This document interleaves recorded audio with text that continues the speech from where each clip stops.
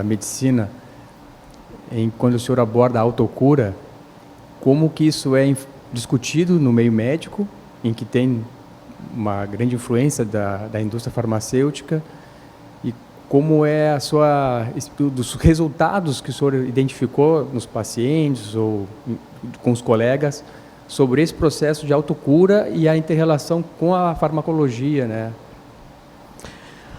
Como é que eu tenho lidado na medicina? Eu vou te dar um resumo, porque é longa o currículo. Eu fui o pioneiro no Brasil da MAPA, Monitorização Ambulatorial da Pressão Arterial. Fui eu que trouxe para o Brasil. Esse aparelho que se usa 24 horas. Fui eu que ensinei todos os lugares aí a usar o aparelho. Pouca gente sabe disso. Eu fui o primeiro clínico brasileiro a estudar o veneno da jararaca para saber se era possível usar em pacientes hipertensos graves, no Hospital de Clínicas, ainda residente. Eu fui o primeiro clínico a usar um produto injetável, que depois deu origem ao Captopril, Capotem, Enalapril e depois toda a família. A minha dissertação de mestrado me deu um prêmio no Canadá, da Federação Internacional de Cardiologia. Eu fui o cara que descobriu, no mundo inteiro, que a sensibilidade gustativa ao sal é alterada em pessoas com pressão alta, geneticamente. Então, a pessoa que tem pressão alta sente menos o gosto do sal. E, por isso, salga a comida sem sentir, mais do que deve. E acaba se criando um circuito vicioso.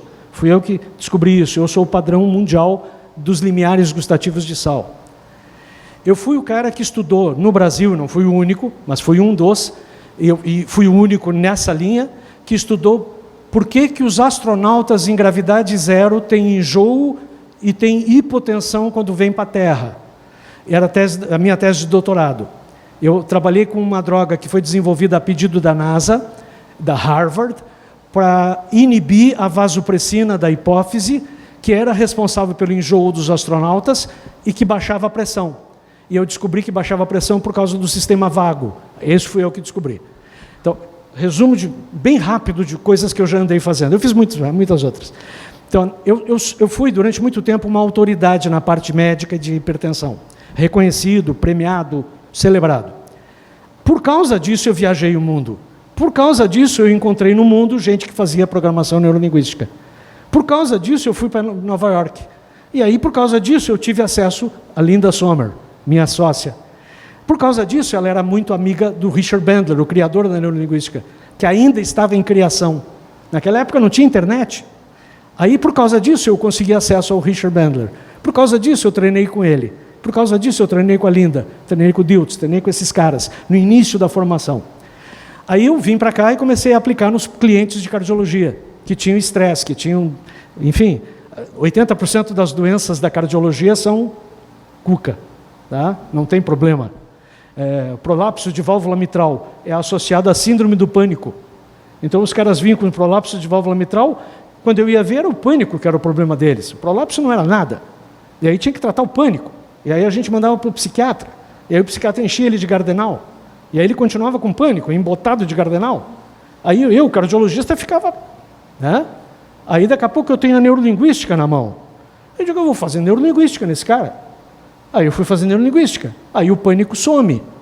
Eu digo, ups, o prolapso continua, mas o cara está feliz. Aí vem a família dele com problemas. Aí um rói unha, o outro tem tique, o outro tem não sei o quê, o outro tem medo, o outro não sei o quê. Aí eu faço neurolinguística. Daqui a pouco, quando eu descubro, eu tenho mais clínica de neurolinguística do que de cardiologia. Aí daqui a pouco as pessoas ficam perguntando, mas vem cá, por que tu não ensina isso? Não tem ninguém no Brasil. Eu digo, tu está certo, eu tenho que ensinar isso. Daqui a pouco eu morro, né? E vem o coronavírus. Então, eu vou abrir uma escola. Eu sempre fui professor, mesmo na medicina. Então, abri uma escola. Aí comecei a ensinar, aí comecei a praticar, aí comecei a difundir. E aí a coisa, na minha perspectiva, avançou da maneira como eu acho que deveria ter avançado, sob minha responsabilidade. Autocura. Autocura sempre existiu, desde que eu era médico, desde que eu fazia medicina clássica. Os meus colegas nunca duvidaram. Nós todos sabemos disso. O efeito placebo é absolutamente reconhecido. Eu, como pesquisador clínico, todas as drogas que eu pesquisei, e pesquisei muitas, eu tinha que comparar com placebo. E a droga tinha que ser superior ao placebo. Porque se o placebo fosse igual à droga, ela era descartada como ineficaz. Eu trabalhei com o veneno da jararaca, foi dado como eficaz. Ele deu uma resposta, na minha pesquisa de emergência hipertensiva, em torno de 32% de redução da pressão na crise hipertensiva. E o placebo? A gente dava placebo na emergência hipertensiva durante meia hora, era um protocolo. Dava injeção do remédio ou injeção do placebo. Quem injetava não sabia. Era duplo cego. Eu, que era o chefe de pesquisa, sabia, mas o residente não sabia. A ampola era igual.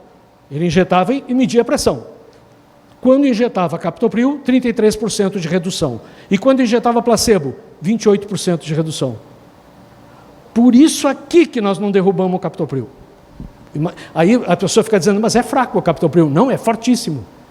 O placebo é forte. Esse é o problema. Se descobriu que os remédios antidepressivos, em média, não batem o placebo.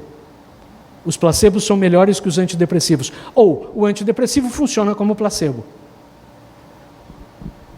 E se descobriu que a forma do comprimido aumenta ou diminui o placebo. Por exemplo, o Viagra, ele tem a cor azul e aquela forma diamantoide, porque aquele é o melhor efeito placebo para a ereção. A injeção tem mais efeito placebo do que engolir. E injeção colorida, mais efeito do que a branca.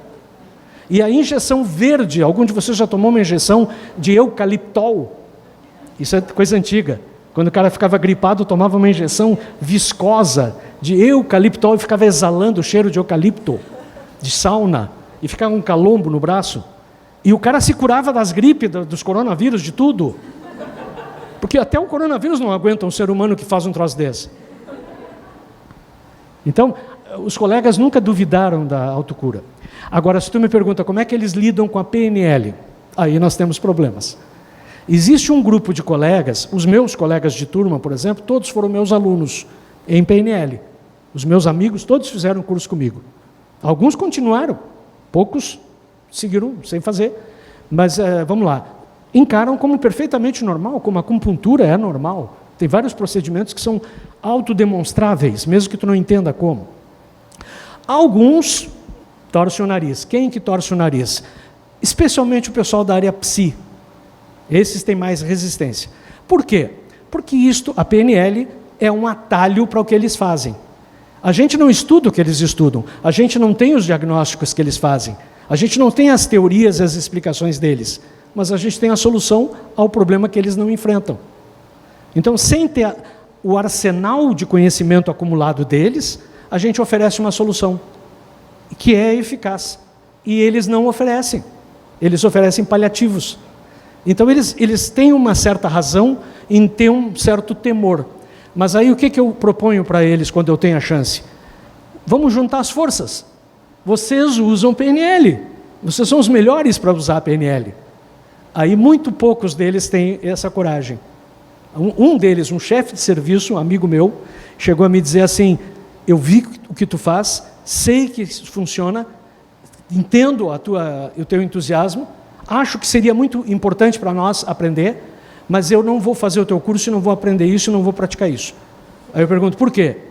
Me custou 12 anos de formação, eu tenho uma biblioteca enorme lá em casa, vou ter que jogar tudo aquilo lá fora, vou estar em risco de perder meu cargo, vou botar em risco a minha carreira, e eu acho que nessa altura da vida não vale a pena.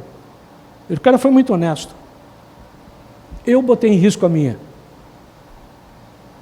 E não perdi nada, só ganhei.